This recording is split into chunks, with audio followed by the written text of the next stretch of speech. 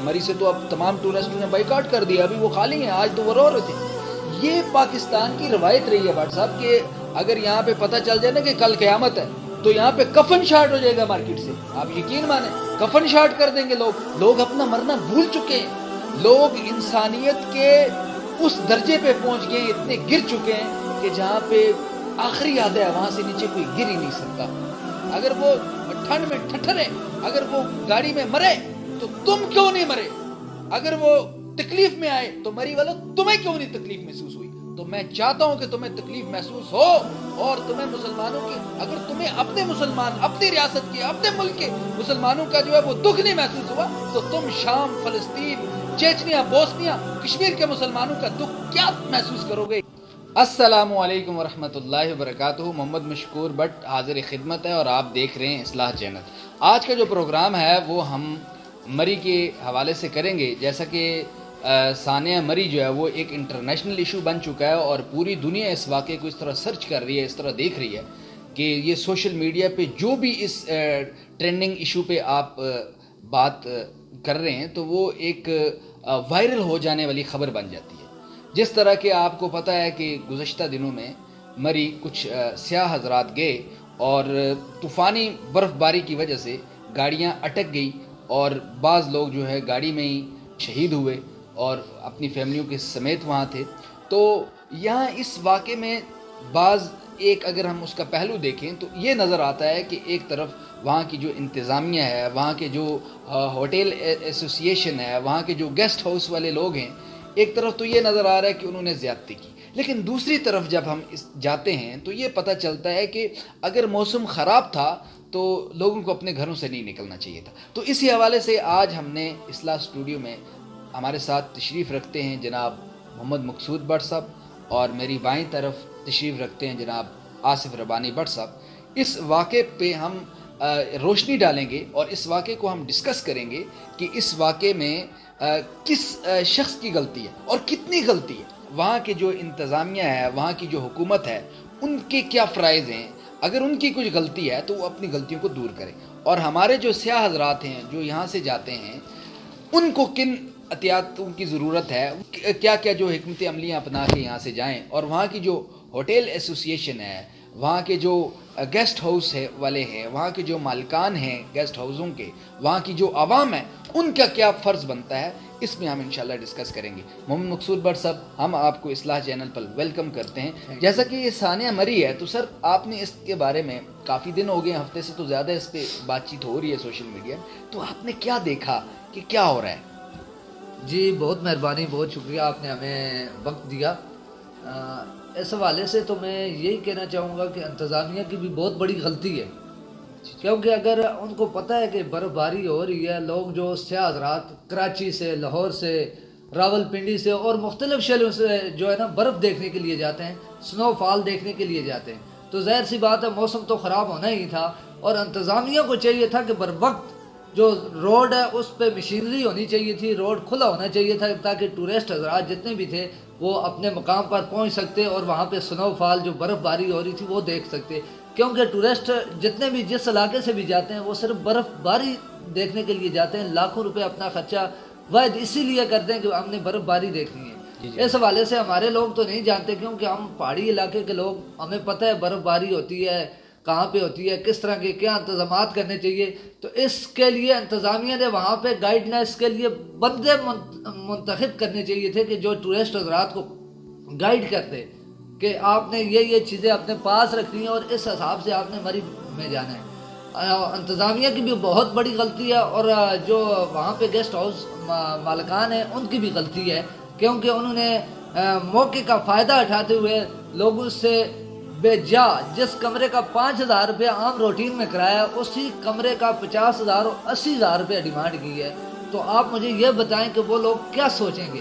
ہمارے پاکستانی لوگ ہی تھے، وہ کوئی باہر سے نہیں آئے تھے، اگر باہر سے بھی آتے تو ہمارے مہمان تھے، کشمیر کے لوگ ماشاءاللہ۔ اس حوالے سے ہمارے آزاد کشمیر کے لوگ بہت آگے ہیں، میں ان کو بھی سلام پیش کرتا ہوں، کیونکہ مہمان نواز بھی ہیں اور درد رکھنے والے بھی لوگ ہیں۔ جس طرح کہ نیلم ویلی میں ہمارے آزاد کشمیر میں ٹورسٹ پولیس قائم کی گئی ہے، وہ کس لیے قائم کی گئی ہے کہ جو سیاح حضرات جائیں گے ان کو گائیڈ کرنے کے لیے۔ ہمارے علاقے میں اللہ نہ کرے کسی ٹورسٹ کی اگر گاڑی خراب ہو جاتی ہے تو وہ ٹورسٹ پولیس وہاں پہ آ کے بر وقت ان کی گاڑی کا جو بھی سسٹم ہوتا ہے اگر اس کو ٹھیک کروانا ہے تو مستری کو لے کے وہاں پہنچ جاتے ہیں. اگر اللہ نہ کرے ٹائر پنچر ہو گیا تو وہ ٹائر اپنے بائک پہ اپنی گاڑی میں رکھ کے دکان پہ لے جاتے ہیں, وہاں پہ پنچر لگوا کے واپس گاڑی کے ساتھ رکھتے ہیں, جس میں سے خواجہ اشتیاق صاحب بھی ہیں ٹورسٹ پولیس میں, اور بھی ہمارے کئی بھائی ہیں. میں سب کو سلام پیش کرتا ہوں. لیکن مری میں بہت زیادتی کی ہے, انتظامیہ کی طرف سے بھی ہوئی ہے اور عوام کی طرف سے بھی ہوئی ہے. جی آصف ربانی بٹ صاحب ہمارے اسٹوڈیو میں تشریف فرمائیں تو ہم ان سے بھی اس بارے میں پوچھیں گے کہ وادی نیلم میں ٹورسٹوں کا کس طرح خیال رکھا جاتا ہے, وہاں کی جو انتظامیہ ہے کس حد تک تیار ہے. اگر وہاں پہ دیکھیں اگر مری لوگ نہیں جاتے, مری سے تو اب تمام ٹورسٹوں نے بائیکاٹ کر دیا, ابھی وہ خالی ہیں, آج تو وہ رو رہے تھے. یہ پاکستان کی روایت رہی ہے بٹ صاحب کہ اگر یہاں پہ پتہ چل جائے نا کہ کل قیامت ہے تو یہاں پہ کفن شارٹ ہو جائے گا مارکیٹ سے, آپ یقین مانیں کفن شارٹ کر دیں گے لوگ اپنا مرنا بھول چکے ہیں, لوگ انسانیت کے اس درجے پہ پہنچ گئے ہیں, اتنے گر چکے ہیں کہ جہاں پہ آخری یاد ہے وہاں سے نیچے کوئی گر ہی نہیں سکتا. اس طرح کی ہمارے یہ اسلامی ملک ہے, اگر یہاں پہ یہ ہو رہا ہے تو آپ سوچیں کہ دنیا کے باقی ممالک میں کیا ہو رہا ہوگا. تو بٹ صاحب اس بارے میں انشاءاللہ ہم آگے بات کریں گے, میں خود اس پہ بات کروں گا. تو آپ مجھے یہ بتائیں کہ وادی نیلم کو آپ ایک اچھے طریقے سے سمجھتے ہیں, وہاں کے باشندے ہیں آپ, ایک وہاں کے ایک سیاسی رہنما بھی ہیں, نیلم یوتھ فورم کے صدر بھی آپ رہے, تو آپ کو اس چیز کا پتہ ہے کہ وادی نیلم کی طرف اب ٹورسٹ جو وہ اب جا رہے ہیں, تو آپ کیا کہیں گے ٹورسٹوں کو بھی, اور جو ہمارے وادی نیلم والے گیسٹ ہاؤس والے ہیں لوگ ہیں, ہوٹل ایسوسیشن ہے, اور اس کے علاوہ انتظامیہ, ان سے آپ کیا کہیں گے, کیا پیغام دیں گے؟ جی بٹ صاحب, پہلے تو بہت شکریہ آپ نے ہمیں ٹائم دیا, اور دوسری بات یہ کہ الحمدللہ نیلم ویلی میں جو ٹورسٹ پولیس ہے وہ بہت اچھی طریقے سے کام کر رہی ہے, اور ٹورسٹ جو جاتے ہیں وہ ماشاءاللہ وہاں سے لطف اندوز ہو کے انجوائے کر کے آتے ہیں. وہاں پہ جو لوگ ہیں ذمہ داران وہ اپنی پوری ذمہ داری اچھی طریقے سے سر انجام دیتے ہیں, اور ٹورسٹ جو جاتے ہیں ان کا بڑی اچھی طریقے سے خیال رکھتے ہیں. تو اس طرح آپ کو پتہ ہے ایک ثانیہ ہوا تھا, ثانیہ کٹن, تو ہمارا ایک 14 سالہ بچہ جو نہ کہ ریسکیو میں تھا اور نہ ہی ٹورسٹ پولیس میں تھا, اس نے چھلانگ لگائی دریا میں, چھلانگ لگا کے بندوں کو ریسکیو کیا ہے. تو یہ ہماری جو ہے ثقافت میں آتا ہے.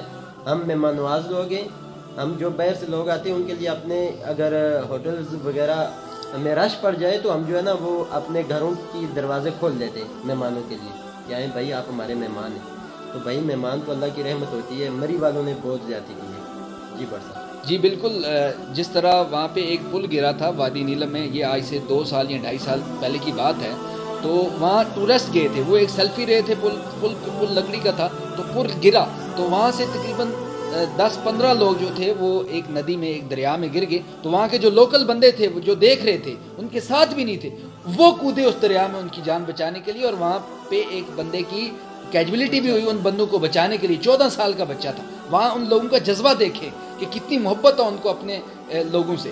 لیکن یار مری والو, تم بھی یار ہمارے بھائی ہو, تم بھی یار ہم میں سے ہی ہو, تو ہم کس طرح تمہیں سمجھائیں کہ تم کیا سمجھ رہے ہو یار, تم کیا سمجھ رہے ہو دوسروں کو, تم ٹورسٹوں کو کیا سمجھ رہے ہو کہ وہ کوئی مطلب وہ کسی اور دنیا سے آئے, کیا وہ انسان نہیں ہے؟ تو یار تم خدا کے لیے کچھ خیال کرو تم لوگ. اور باقی جو ہے ہم اس بارے میں یہ بھی بٹ صاحب سے بات کرنا چاہیں گے کہ بٹ صاحب آپ بھی اس سارے سسٹم کو سمجھتے ہیں, مری سے جاتے بھی آتے بھی ہیں, تو مری جو ہے یہ ایک پیک پوائنٹ پہ ہے, کافی اونچی وادی نیلم میں ان جگہوں پہ, یعنی اتنی ہائٹ پہ, سطح سمندر سے اتنی ہائٹ پہ پہنچنے کے لیے تقریباً آپ کو 2 دن لگ سکتے ہیں. تو مری پہ چونکہ موٹر وے ہے تو وہ وہاں سے گزرتی ہے, لیکن نیلم ویلی سے جو روڈز جاتے ہیں, اگر مری میں اس ٹائم 5 فٹ برف ہے یا 6 فٹ برف ہے, تو وادی نیلم کے روڈوں پہ 3-4 انچ برف ہے. وہاں پہ اتنی برف باری مطلب نہیں ہوتی, اتنی ہیوی سنو فال نہیں ہوتا. مطلب یہ کہ جو مین روڈ ہیں وہ کافی سطح سمندر سے کافی قریب ہیں تقریباً, لیکن جو مری ہے یہ سطح سمندر سے کافی ہائٹ پہ آ جاتا ہے, اونچائی پہ آ جاتا ہے. تو آپ کیا کہیں گے ٹورسٹوں کو کہ اگر وہ مری سے نہ جانا چاہیں تو وہ مانسیرا ایبٹ آباد جو DT روڈ ہے اس سے سفر کر کے نیلم ویلی جائیں؟ موٹر وے اب بن گئی ہے جی بھٹ صاحب, اب تو ایبٹ آباد مانسیرا والی سے سائڈ سے موٹر وے بن گئی ہے, हाई वे है, जी, आप जी। वहाँ से गुजर के जा सकते हैं सीधा मुजफ्फराबाद, और मुजफ्फराबाद से पीछे जो है वादिया नीलम का इलाका है, माशाल्लाह बहुत खूबसूरत इलाका है। पहले वहाँ पे रोड का जो मसला था, रोड ठीक नहीं थी, अब माशाल्लाह रोड भी बन रही है, थोड़ी बन गई है, और कुछ जो ऐसा रहता है वो भी इंशाल्लाह 1 साल के अंदर अंदर तैयार हो जाएगी। और मुजफ्फराबाद के करीब भी बट साहब, सॉरी मैं आपकी बात कर रहा हूँ, पीर पीर चिनासी भी जी। बड़ा करीब ये चिनासी भी बहुत अच्छा पिकनिक पॉइंट है, वहाँ पे भी आप जा सकते हैं। और उसके अलावा वादिया नीलम भी बहुत खूबसूरत जगह है, आप शारदा में जाएं। उसके अलावा दुनियाल, चांगन, 8 मकाम और केल, अड़ंग केल बहुत ही खूबसूरत जगह है। अगर लोग जाएं वहाँ की तरफ तवज्जो दें, हमारी इंतज़ामिया अगर तवज्जो दे, रोड मुकम्मल हर सूरत जो है ना मशीनरी हर जगह पे खड़ी रखे, तो हमारे जो सयाह हजरात हैं, पाकिस्तानी भाई हैं, वो इंशाल्लाह नीलम वैली की तरफ, आज़ाद कश्मीर की तरफ ज़रूर रुख करेंगे। हमें बहुत उम्मीद है कि हमारी इंतज़ामिया जनाब, जो कि अभी वादिया नीलम में हुकूमत इस टाइम हमारे जो लीडर हैं, जिन्होंने लीड दी है, जीते हुए हैं, मियाँ अब्दुल वहीद साहब हैं और शाह गुलाम कादर साहब हैं। एक हल्के में अगर वो अपना काम करवाएं, दूसरे हल्के में मियाँ वहीद साहब इस पे तवज्जो दें, तो मैं उम्मीद से कहता हूँ कि स्याह का रुख वादिया नीलम की तरफ ज़ोर शोर से होगा। और वादिया नीलम की आवाम से भी मोतबाना गुजारिश है कि अगर स्याह हजरात आते हैं, रश पड़ भी जाता है, तो ये आप ना सोचना कि मैं इन्हें 5,000 वाला कमरा 20,000 में देना है, ये बिल्कुल नहीं सोचना। आपने 5,000 वाला कमरा 5,000 में ही देना है। अगर 50 बंदे भी आपके पास, अगर आपके पास कमरे नहीं भी हैं, ठीक है, आपने ये नहीं सोचना कि ये बंदा मुझे 20,000 दे रहा है और ये 5,000 मुझे देना है, 5,000 वाले में 20,000 वाले को नहीं देना। ये चीज़ ध्यान रखनी है और किसी को लूटना नहीं है। उसके लिए किसी और जगह इंतजाम करना है, जी, शॉर्टेज जी। हो ही ना। चूँकि जिस तरह के भट्ट साहब ने, आसफ भट्ट साहब ने बात की कि वहाँ के लोग तो अपने घर खोल देते हैं अगर इस तरह की इमरजेंसी हो कि यार आओ आप अपने हमारे घरों में रहो, आप हमारे भाई हैं। अल मुस्लिम अखुल मुस्लिम, मुसलमान मुसलमान का भाई है। अल मुस्लिम जसद वाहिद, मुसलमान एक जिस्म की मानद है। अगर आपके सर में दर्द है तो सारा जिस्म बेकरार होना चाहिए। अगर वो ठंड में ठठरे, अगर वो गाड़ी में मरे तो तुम क्यों नहीं मरे?